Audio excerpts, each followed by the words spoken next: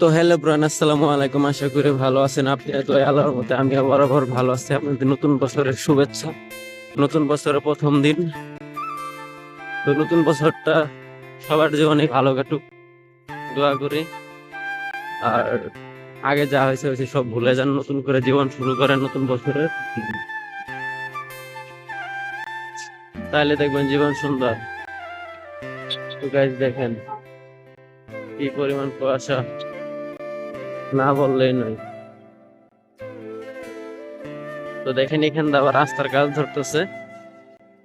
এক সাইডে মনে করেন যে পাথর ফেলাইছে, আর এক সাইডে মনে করেন যে পাথর পাইতেছে। দেখেন গাইস, আমাদের কুয়াশা একটু অল্প অল্প কুয়াশা আছে।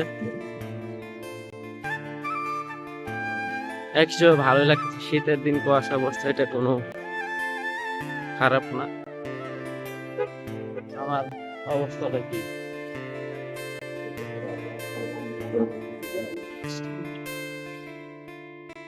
ওয়াও।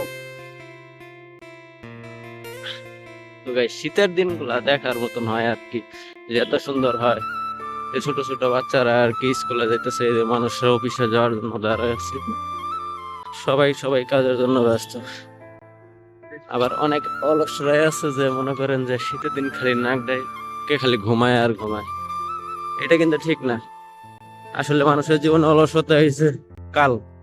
কারণ আপনি এই শীতের মধ্যে যদি অলসতা বাদ দিয়ে আপনি নামাজ কালাম করেন, আল্লাহর ইবাদত করেন, মহান আল্লাহ তাআলা খুশি হয়। আর এই শীতের ভিতরে ইবাদত করলে আল্লাহ তাআলা পছন্দ করে বেশি। আর এই শয়তানকে ছাইরা আপনি কাজে নিজে নিয়োগ দেন, দেখবেন যে আপনার জীবনটা অনেক সুন্দর সার্থক হবে, সুন্দর করে সাজাতে পারবেন।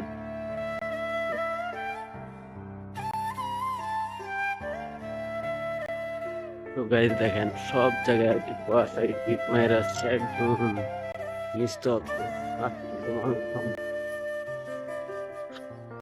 একটা জিনিস একটা জিনিস ভেবে দেখেন, মানুষের এত পরিমাণ শীত লাগলেও পশু পাখির শীত লাগে না। সবকিছু হচ্ছে এটা আল্লাহর নিয়ামত।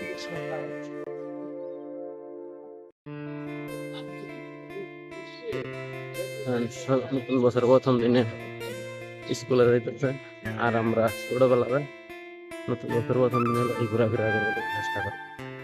তাই যাওয়া যায় না যায়, তাই না? গাইস দেখেন তো এখানকার ভিউটা কত সুন্দর না? দেখেন কি বাতাস, বাতাস, আর যে পরিমাণ বাতাস এই পরিমাণ কুয়াশা, কিন্তু প্রচুর ঠান্ডা লাগতেছে।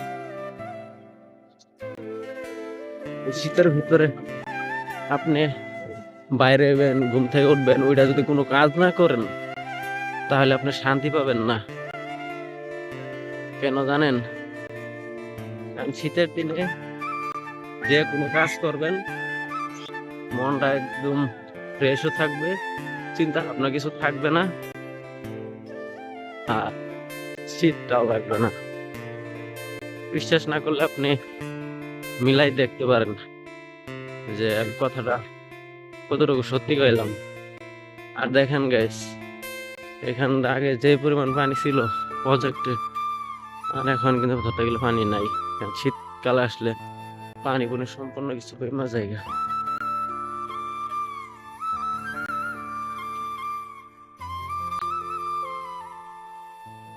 অন্য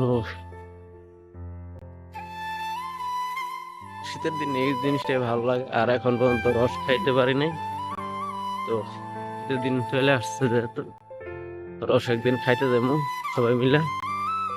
আমরা তো মনে করেন যে রস খাই বছর শেষ হওয়ার আগেই।